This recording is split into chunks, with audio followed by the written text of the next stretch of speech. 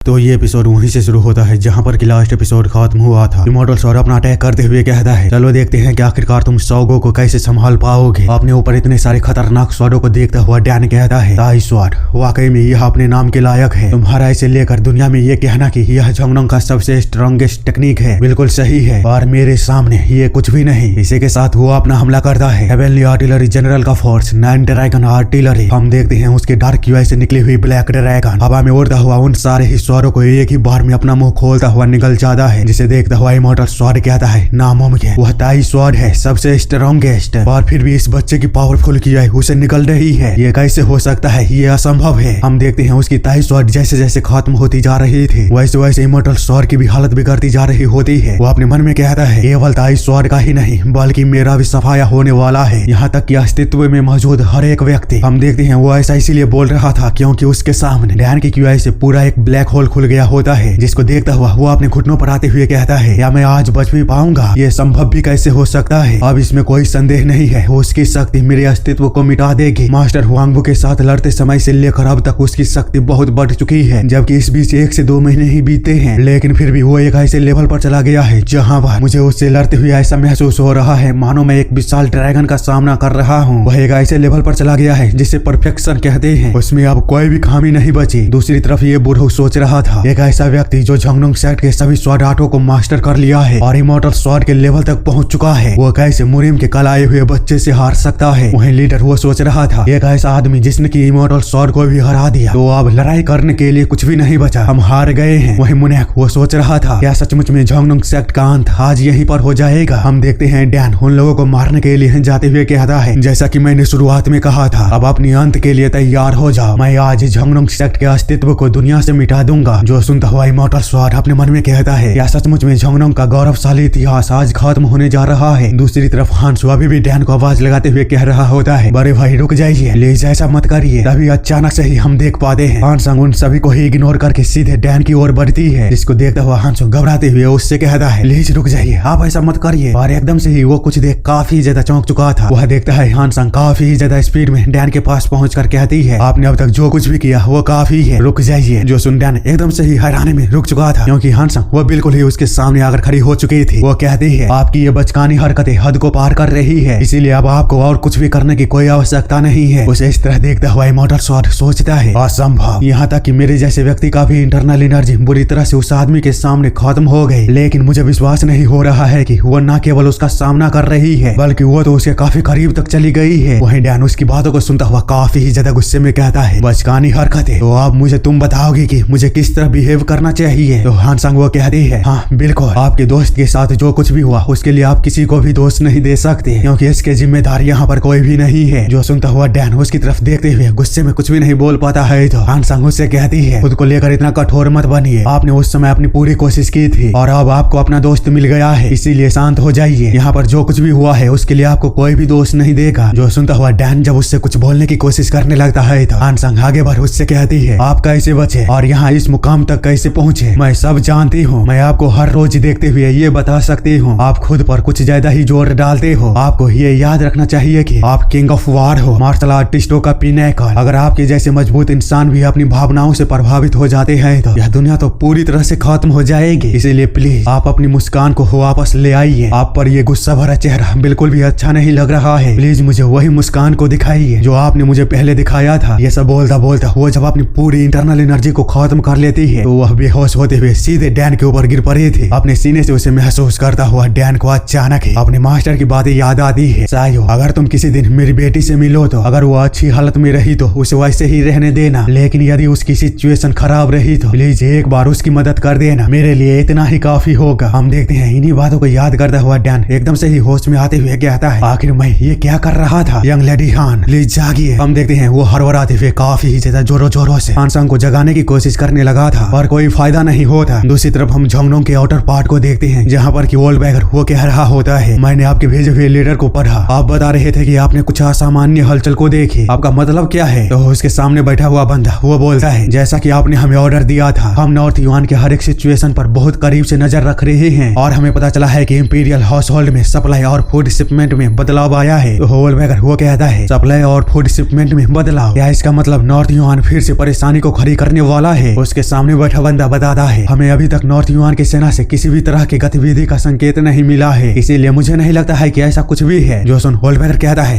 क्या सच में? फिर कौन सी अजीब बात है? अगर मैं ब्लैक ब्लड कैसल के बारे में अब तक की सारी जानकारियों को फिर से समझूं तो मुझे पूरा यकीन है उनका संबंध नॉर्थ युआन के राजवंश से है, क्योंकि black blood castle direct imperial family का मिलिट्री फोर्स है। इसीलिए मुझे लगा कि मैं अगर इंपीरियल फैमिली की सप्लाई चेन पर नजर रखूं तो मुझे ब्लैक ब्लड कैसल का असली आइडेंटिटी पता चल जाएगा। लेकिन यह आदमी बता रहा है कि इंपीरियल फैमिली की सप्लाई चेन में तो बदलाव आया है, लेकिन उनकी मिलिट्री फोर्स में कोई भी बदलाव नहीं देखा गया। क्या इसका मतलब black blood castle freely move करता है और उसका नॉर्थ युआन से कोई संबंध नहीं है? ये सब सोचता हुआ वो उस आदमी से पूछता है, क्या आपको ब्लैक ब्लड कैसल से संबंधित कुछ भी मिला है जिसके बारे में मैंने आपको पिछली बार बताया था? तो वो आदमी बताता है, दरअसल हमें मिला तो कुछ जरूर था, लेकिन हमने आपको सूचना इसीलिए नहीं दिया क्योंकि हमें पूरा यकीन नहीं था कि यह ब्लैक ब्लड कैसल ही है, क्योंकि वह जगह नॉर्थर्न ग्रासलैंड के बीचों बीच एक बहुत ही बड़ा खाली ब्लैक कैसल है। जो सुनता हुआ होल्डबैगर कहता है, एक खाली ब्लैक कैसल? अगर वो ग्रासलैंड के बीचों बीच है तो उस पर आसानी से लोगों की नजर पड़ सकते हैं, जबकि रही गियोबैंग के मेंबरों की पैनी नजर और सुनने की क्षमता की तो उनसे तो यह इम्टी कैसल बच ही नहीं सकता था। और फिर भी आपने इतना समय लगा दिया, जबकि आपको इसे 1 महीने के अंदर ही आसानी से ढूंढ लेना चाहिए था। फिर आखिर इतना समय क्यों लग गया? वह आदमी बताता है, क्योंकि वह कैसल ऐसी जगह पर है जहाँ साल भर रेत के तूफान चलते रहते हैं, इसीलिए उसे ढूंढना तो दूर की बात है, उसके पास भी कोई नहीं जा सकता। जो सुनता हुआ होल्डबैगर कहता है, तो फिर आपको कैसे पता कि वो कैसल खाली है? तो वो आदमी बताता है, वह ब्लैक कैसल इतना विशाल है कि उसमें 10,000 से अधिक सैनिक रह सकते हैं, और फिर भी भयंकर रेत के तूफान के बावजूद भी वहाँ पर धूल का एक कण भी नहीं दिखाई दिया, इसीलिए हमने अंदाजा लगाया कि वह जगह खाली है। हालांकि हाल ही तक लगता है कि उसकी देखभाल इंसानों के द्वारा ही किया जाता था और अब नहीं। जो सुनता हुआ होल्डबैगर बोलता है, तुम्हारा मतलब क्या है? हाल ही तक क्या वहाँ पर कोई बड़ी मूवमेंट हुई है? लेकिन अगर इतनी बड़ी संख्या में लोग वहाँ से पलायन किए हैं तो बिना किसी को पता चले उनका इधर उधर घूमना संभव भी है। तो वो आदमी बता रहा है, मैं ये तो नहीं जानता कि वहाँ पर क्या हुआ है, लेकिन एल्डर हाम ब्लैक ब्लड कैसल की खोज करते समय मुझे ऐसा महसूस हो रहा था मानो मैं फॉर्मलेस इल्यूजन का पीछा कर रहा हूँ। बचपन से लेकर अब तक जासूस के रूप में मैंने 10 को बिताए हैं और अनगिनत खतरनाक मिशनों को अंजाम दिया है, यहाँ तक कि ना विश्वास करने वाली चीजें भी देखी, लेकिन पहली बार ये मिशन मुझे कठिन लग रही है। इसके अलावा गियोबैंग के हेड ने भी इस बात को नोटिस कर लिया है कि आप जासूसों का यूज खुद के लिए कर रहे हो, इसीलिए मुझे नहीं लगता है कि अब हम छुप कर काम कर सकते हैं। तो आपके लिए बेहतर होगा कि आप इस मामले को हायर अप्स के साथ शेयर करें। जो सुनता हुआ होल्डबैगर कहता है, हाँ तुम सही कह रहे हो, मैं जानता हूँ तुम्हें भी इस वजह से बहुत ही परेशानियों का सामना करना पड़ रहा होगा, इसीलिए चिंता मत करो, मैं जल्द ही गियोबैंग के हेड से मिलकर सारी चीजें उन्हें समझा दूंगा, क्योंकि हवा चलना शुरू हो गई है, पहले से कहीं अधिक बड़ी और अधिक शक्तिशाली और अधिक ओमनियस। और खैर मैं इसे काफी ही ज्यादा देरी से सुन रहा हूँ, आखिर ये भयानक आवाज किस तरह की है? ऐसा लग रहा है कि कोई राक्षस दहाड़ रहा हो। इतना बोलते हुए जब वो पीछे मुड़कर माउंटेन की तरफ देखता है तो उसके पीछे खड़ा वो बंदा कहता है, क्या आपको इस बारे में अभी तक पता नहीं चला? कुछ समय पहले जोंगनोंग में बड़ी घटना घटी थी। लोगों का कहना है कि यह आवाज ऐसे व्यक्ति की थी जिसे कि सुप्रीम इमॉर्टल स्वॉर्ड ने आयरन मार्शल एसोसिएशन से अपने साथ लाया था। उसका रूप रंग और बिहेवियर एक पागल आदमी जैसा है, यहाँ तक कि उन्हें भी उसे काबू करने में मुश्किलें आ रही थी। अंत में वो रैम्पेज हो गया और माउंट जोंगनोंग के नीचे वाले डेंगू विलेज को पूरी तरह जलाकर राख कर दिया। जो सुनता हुआ होल्डबैगर ये कहते हुए कि पावरफुल ग्रुप्स के ग्रैंड असेंबली से लाया हुआ एक पागल आदमी जैसे ही अपने दिमाग पर जोर डालता है तो उसे याद आ जाता है कि वह किस आदमी के बारे में बात कर रहा है। वह जैक्सन के बारे में सोचते हुए कहता है, वही आदमी होना चाहिए। और तभी अपने सामने कुछ देख उसकी आंख फट जाती है, क्योंकि आसमान को चीरता हुआ स्वॉर्ड इमॉर्टल का ताइस स्वॉर्ड नीचे आ रहा था, जिसको देखता हुआ वो शौक हो ही रहा होता है। तभी दूसरी साइड से उसे नीला ड्रैगन उड़ता हुआ दिखाई देता है, जिसको देखता हुआ वो कहता है, अब मुझे ये मत बताओ कि किंग ऑफ वॉर वहाँ पर लड़ रहा है। बैनयांग मुझे जाना होगा, अगर तुम्हें ब्लैक ब्लड कैसल के बारे में कुछ भी जानकारी मिले तो मुझे बताना। इतना बोलकर वो तुरंत ही वहाँ से निकल गया था। जबकि सेम टाइम पर हम नॉर्थ युआन में ग्रेट एम्परर को देखते हैं, जिसके पास उसका वॉइस लीडर टाइप बंदा होता है ना, वो आकर उसे बता रहा होता है, मेरे ग्रेट एम्परर मुझे आपको कुछ बताना है। तो वो कहता है, ठीक है बोलो। वह बंदा बताता है, मुझे खबर मिली है कि हेबे प्रोविंस में एक समस्या उत्पन्न हो गई है। जो सुनता हुआ एम्परर कहता है, हेबे प्रोविंस क्या वह वही डेस्टिनेशन नहीं है जहाँ पर हम जा रहे थे? और वैसे भी वो जगह तो गु हैंड संभालता है ना, मैंने तो सुना था कि वहाँ पर वाटर वे स्ट्रॉन्ग होल्ड का काम बहुत ही अच्छे से चल रहा है। तो नीचे बैठा हुआ बंदा उसे बताता है, जैसा कि आपने कहा, लेकिन अचानक ही बड़ी घटना वहाँ पर घट गई है। तो एम्परर वो बोलता है, आखिर वहाँ पर हुआ क्या है जो तुम मुझे बताने में इतना हिचकिचा रहे हो? जो कुछ भी वहाँ पर हुआ है मुझे सीधे तौर पर बताओ। जो सुन वह बंदा बताता है, जॉल gun Hong the 9 dark madness demon मर गया है। एम्परर जो सुनता हुआ कुछ भी नहीं बोलता और थोड़ी देर तक अपने सामने देखने के बाद उससे कहता है, अब जबकि फिस्ट किंग की मौत हो गई है और स्वॉर्ड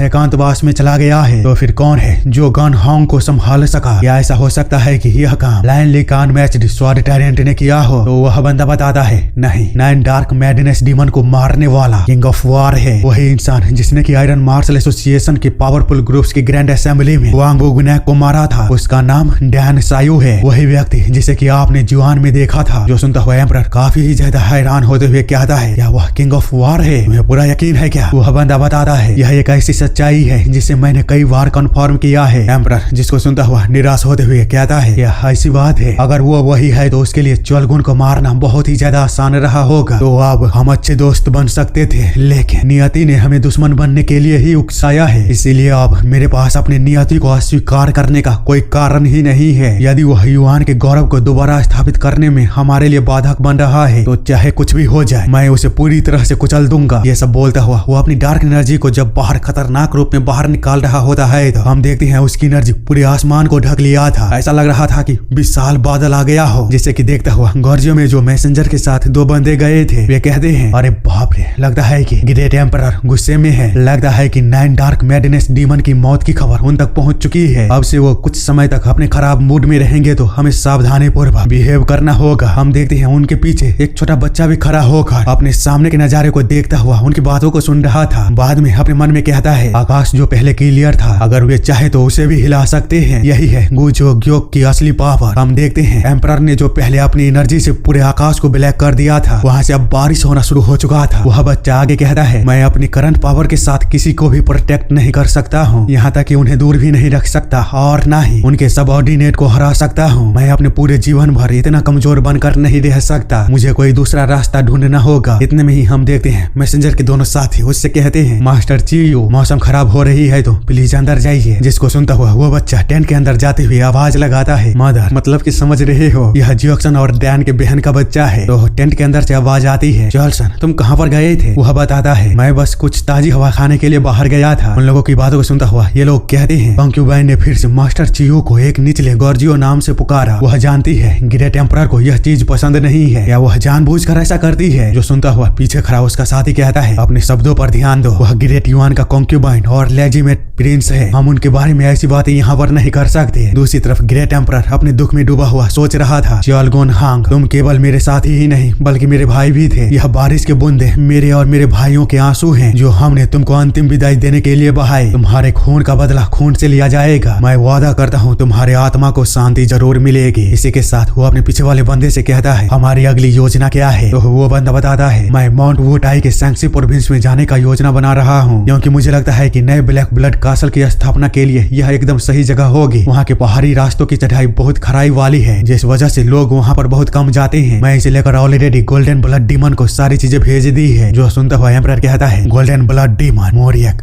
आखिर वो कहाँ पर है? बस कितना बोलते ही सीन चेंज होता है और हम सीधे माउंट वुटाई को रात के समय देखते हैं जिसके जंगल में कुछ लोग बात कर रहे होते हैं। यहाँ पर सर्दी हमेशा सामान्य रूप से जल्दी आ जाती है इसीलिए ठंड ज्यादा बढ़े उससे पहले ही हमें जलाने के लिए लकड़ी और खाने का इंतजाम कर लेना चाहिए। आसपास के सभी लकड़हारों को काम पर रख रहे हैं और आसपास के शिकारियों से चमड़ी का भरपाई करवा रहे हैं। जिस पर उसके सामने बैठा हुआ कोई दूसरा बंदा कहता है फिर भी क्या आपको नहीं लगता है कि पिछली बार की तुलना में इस बार सर्दी बहुत जल्दी आ गई है? जिस पर कि कुछ भी ना ध्यान देते हुए तीसरा बंदा कहता है आप लोगों ने आयरन मार्शल एसोसिएशन में घटी घटना के बारे में सुना? ऐसी अफवाहें हैं कि आयरन मार्शल एसोसिएशन का पुनर्निर्माण किया जा रहा है और उनकी जरूरत की चीजों की भरपाई ग्रेट हेवनली मर्चेंट ग्रुप कर रही है। जबकि हमारा ग्रुप भले ही वुटाई माउंटेन पर पूरा कंट्रोल कर ले हम कभी भी उनके मुकाबले में नहीं पहुंच पाएंगे। जो सुनता हुआ वहाँ पर एक अलग ही बंदा आते हुए कहता है क्या मुझे कहना चाहिए कि तुम्हारे लिए ये छोटी सी पहाड़ी ही सबसे बड़ी दुख है? हाँ मुझे ऐसा कहना चाहिए। हमारे पास काफी समय है और यह इतना बुरा भी नहीं। सही कहा ना? जो सुनता हुआ वे लोग एकदम से ही सावधान होते हुए कहते हैं वहाँ पर कौन है? जल्दी से खुद को सामने लाओ। तो झाड़ियों के बीच से वो बंदा बाहर आते हुए कहता है अरे यार तुम लोग इतना घबरा क्यों रहे हो? और तभी उसे खाने की गंध आती है जिसे कि वो थोड़ी देर तक बहुत ही ज्यादा गौर से सूंघता है और फिर उस खाने को पहचान कर जोरों से एक दानवी खुशी को बाहर निकालते हुए कहता है सी फूड। इसी के साथ वो मानो पागल हो गया था। वो काफी ही ज्यादा स्पीड में पागलों की तरह खाने की तरफ भागता है ये बोलते हुए कि खाना खाना खाना। उसकी अचानक इतनी स्पीड को देखते हुए वे बंदे कहते हैं बाप रे इसकी कैसी ये रफ्तार है। इसी के साथ वो बंदा जब खाना खा रहा होता है तो उसके बगल में खड़े लोगों में से एक बंदा उससे पूछता है आखिरकार कौन हो तुम और यहाँ माउंट वुटाई में क्या कर रहे हो? नहीं मेरा मतलब है कि इस मेनलैंड माउंटेन विला में तुम्हें क्या चीज खींच लाई? जो सुनता हुआ वो बंदा कहता है